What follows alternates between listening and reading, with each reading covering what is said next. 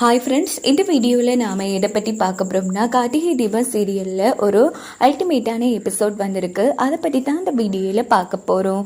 அதுக்கு முன்னாடி நம்ம சேனலை சப்ஸ்கிரைப் பண்ணாதவங்க கீழே இருக்கிற சப்ஸ்கிரைப் பண்ணி கிளிக் பண்ணிவிட்டு பக்கத்தில் இருக்கிற பெல் பட்டனையும் கிளிக் பண்ணிடுங்க. சரி, வாங்க வீடியோக்குள்ளே போகலாம். எங்கே பார்த்தோம்னா நம்ம தீபா கார்த்திக்காக சமைச்சு வச்சுட்டு ரொம்ப நேரமாக வெயிட் பண்ணிகிட்ருக்காங்க. எங்கே பார்த்தோம்னா நம்ம கார்த்தி அபிராமி கூட இருக்காங்க. இதே டைம் ரம்யா தான் காமிக்கிறாங்க.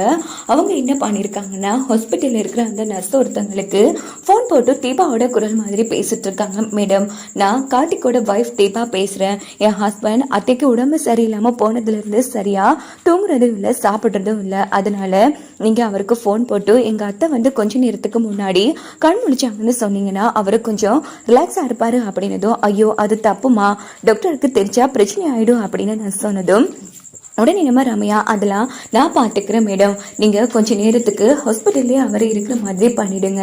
அவங்க அம்மா கண் முழிச்சு பேசினாங்க, இப்போ மறுபடியும் மயக்கம் அடைச்சிட்டாங்க, கொஞ்ச நேரம் வெயிட் பண்ணி பாருங்க அப்படின்னு அவரை கொஞ்சம் சமாதானப்படுத்தி அங்கே இருக்க வைங்க அப்படின்னதும் உடனே அந்த நர்ஸு, சரிம்மா நீங்கள் இவ்வளோ தூரம் கேட்குறதால பண்ணுறோம் அப்படின்னு சொல்லிட்டு தான் நம்ம கார்த்திக்கு இப்படி இன்ஃபார்ம் பண்ணியிருப்பாங்க. ஸோ இது எல்லாத்தையும் நினச்சி பார்த்து ரம்யா ஹாப்பி ஆகுறாங்க.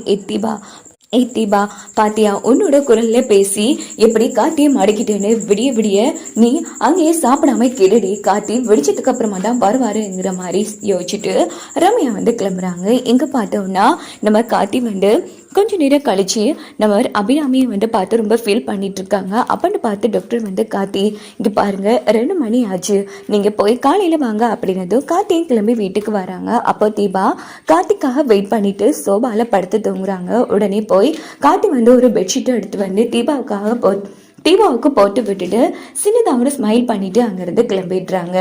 இந்த பக்கம் மறுநாள் காலையில காமிக்கிறாங்க. நம்ம கார்த்தி தீபா 2 பேரும் கிளம்பி ஹாஸ்பிட்டலுக்கு வராங்க. அப்போ கார்த்தி அபிராமியை பார்க்க உள்ள போனதும் தீபா வெளியில இருக்காங்க. அப்படின்னு பார்த்து மைத்லி மீனாட்சியும் வராங்க.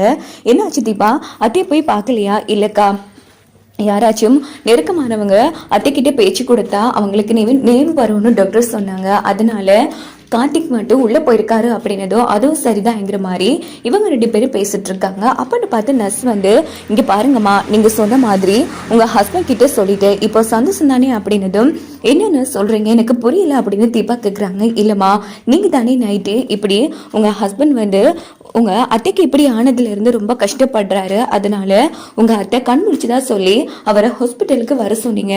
அதே மாதிரி சொன்னனே அப்படின்னதும், ஐயோ சிஸ்டர் நான் அப்படி சொல்லவே இல்லை அப்படின்னதும், அடப்போமா உனக்கு மருதி அப்படின்னு சொல்லிட்டு அந்த நர்ஸும் அங்கிருந்து போனதும் தீபா அதிர்ச்சி ஆகிறாங்க.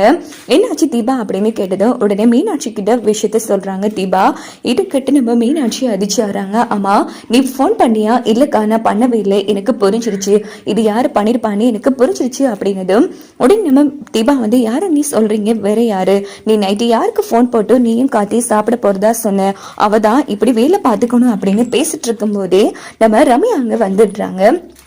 தீபா இப்போ ஆண்டிக்கு எப்படி இருக்கு, ஆண்டி சரியாயிட்டாங்களா அப்படின்னு கேட்டதும், இப்போதான் கார்த்திக் சார் பேசிட்டு இருக்காங்க அப்படின்னு சொல்லும்போது இந்த பக்கம் நம்ம மைத்லி ரம்யா, ஒரு விஷயம் தெரியுமா, யாரோ ஒருத்தி ஒரு கேடு கட்ட பொம்பளை கார்த்தியும் தீபாவோ ஒரே டைம்ல சாப்பிடக்கூடாது அவருக்கு பொய்யா ஃபோன் போட்டு இப்படி எல்லாம் மிரட்டி வச்சிருக்கா, மிரட்டல இப்படிலாம் ஃபோன் போட்டு காட்டி வீட்டு பக்கமே போக விடாம பண்ணிருக்கா, அவன் நல்லாவே இருக்க மாட்டான் அப்படின்னு கண்ணா பின்னான்னு அசிங்கமா திட்டுறாங்க.